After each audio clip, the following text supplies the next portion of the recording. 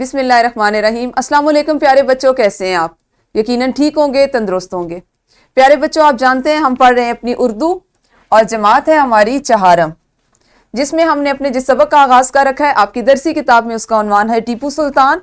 आज हम टीपू सुल्तान को 5वें हिस्से में पढ़ने जा रहे हैं। सो हमारा सबक होगा सबक नंबर 4.5। आज के सबक के हासिलाते ताल्लुम कुछ इस तरह से हैं। इबारत पढ़कर इसके ख़ास निकात तहरीर कर सकें।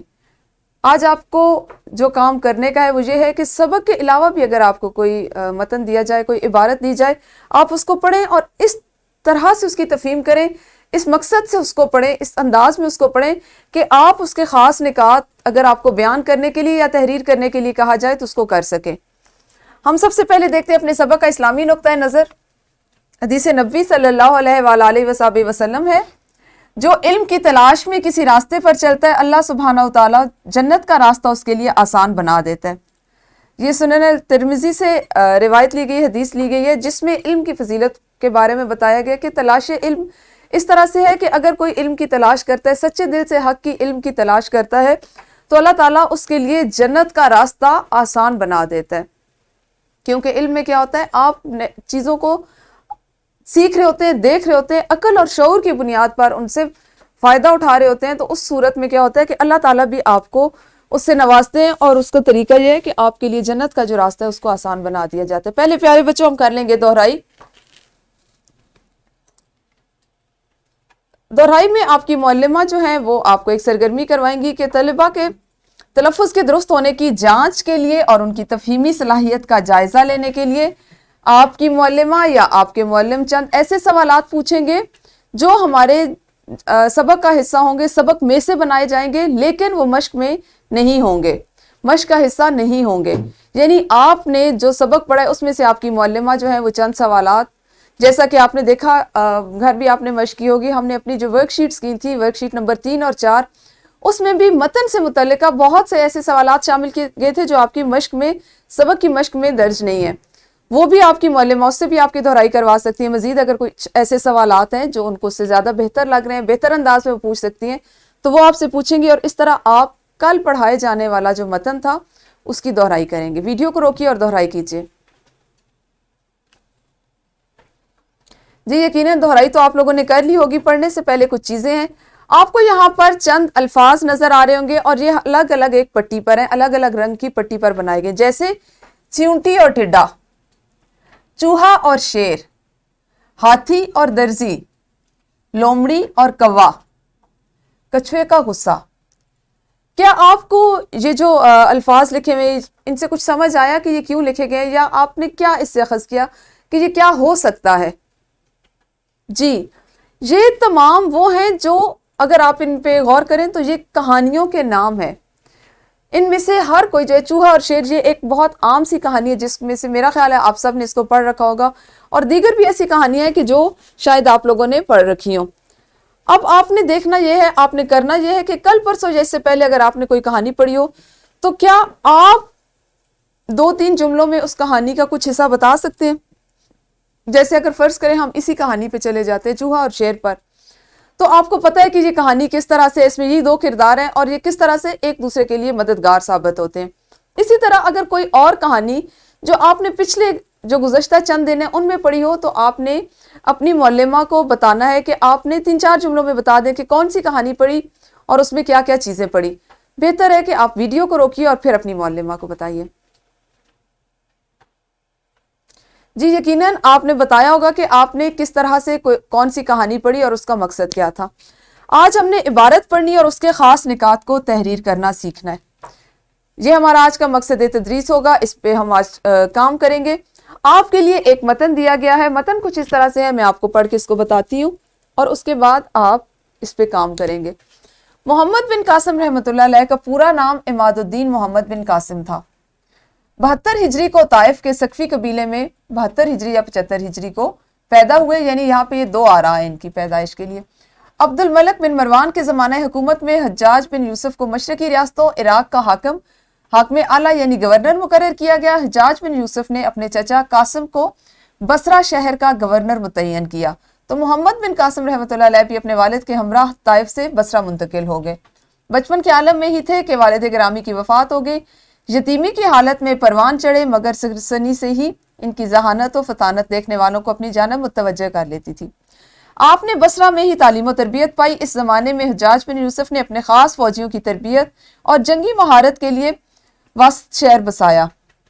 इसी शहर में मोहम्मद बिन कासिम रहमतुल्लाह अलैह ने फ़ौजी तरबियत पाई, जंगी हिकमत अमली में कमाल की महारत हासिल की। मोहम्मद बिन कासिम एक खूबसूरत नौजवान थे।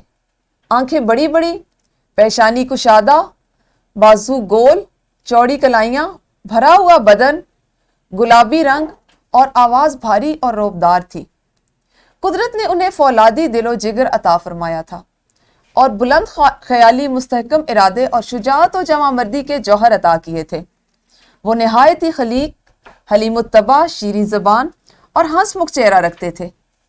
हर छोटे बड़े से नहायत शीरीं और मीठे लहजे में बात करते थे। फौज में इनसे बड़ी उम्र के लोग जो इनके मातहत थे, इनसे बेहद इज्जत और एहतराम के साथ पेश आते थे। तारीख़ सिंध से लिया गया है। आपने आज कोई सी भी इबारत जो आपके मतन का हिस्सा ना हो, आपके सबक का हिस्सा ना हो, उसको पढ़ना है।